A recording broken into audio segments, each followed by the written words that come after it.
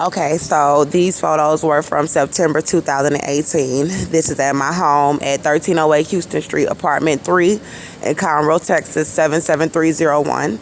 This is my son, Melbourne Halo Metter. He was born October 2016. So October, November, December, January, February, March, April, May, June, July, August, September. He was about 11 months old.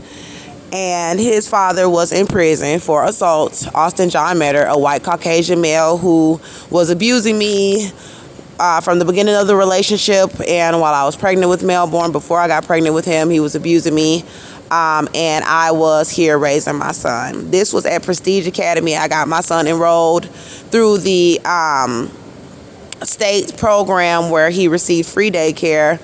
As you can see, my son was very well taken care of.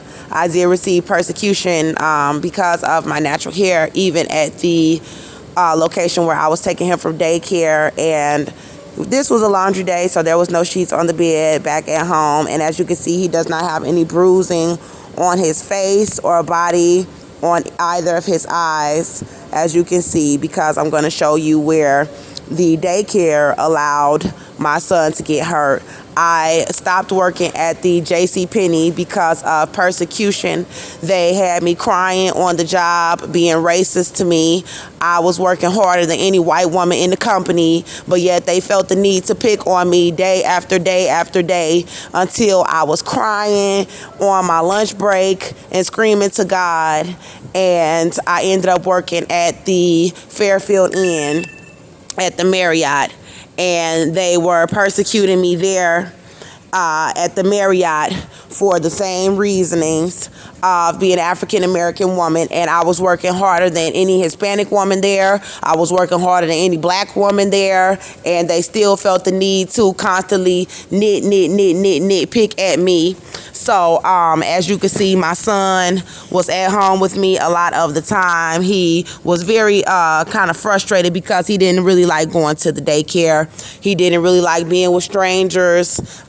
He always liked to be up under me. He was at the point where he was standing up on his own, still eating good at school. He wasn't really eating that good in the care of the teachers, but he was eating good, like if I was there, and I would breastfeed him. Now, here we are at my house, and I had him on the little holster where I hold him across my chest. He liked that. We were very close. And Austin was still in prison. Austin was in prison since Melbourne was 5 or 6 weeks old because he was being violent. I was still stable in my home. So this was going on about 2 years, going on 3 years, that I had lived in this apartment when I was pregnant with Melbourne. And then here he is growing up in this apartment, this same apartment. So I had stability regardless of what anybody want to say about my bills. My bills were already paid, and I was able to take care of my child. As you can see, he was very happy with his mother. They were being very racist, chasing us all over the neighborhood, messing with my car.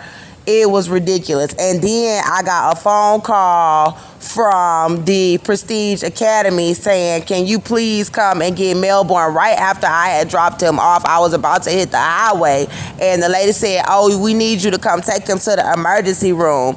And I'm like, okay, what's wrong? She was like, oh, just come quickly. And I show up, and the black woman that was running the place was holding him in her arms, talking about, do you want to see the video? I don't need to see no video. Just give me my baby. And I had to hurry up and take him to the local emergency clinic. They wouldn't take him because he had Medicaid, and then I had to take him to another place where they had to give him liquid stitches.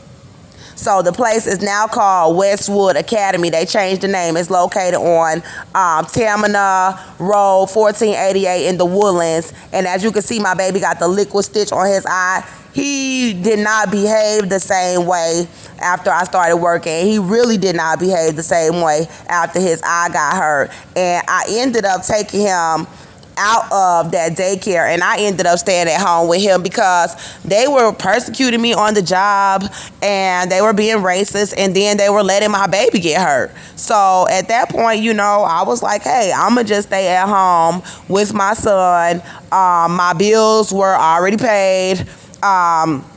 God said that Joseph could afford to pay my bills, and my bills was paid, and I had a small child. And we'll get to the other details as the pictures go. I'll explain a little bit about me and Austin's relationship. As you can see, I still had the ring on my finger that he gave me, but we were not on good terms. And my child got hurt at daycare, and I felt that it was more important for me to make sure that he was safe, because he never had those type of injuries while he was with me, and he was not even walking, and he wanted to nurse still. He was still nursing. So as you can see, he nursed, he laid down, he was laying in the bed, he was doing fine at home with me, and they weren't even tending to his stitches at the daycare. So I let him stay home with me, and I watched him.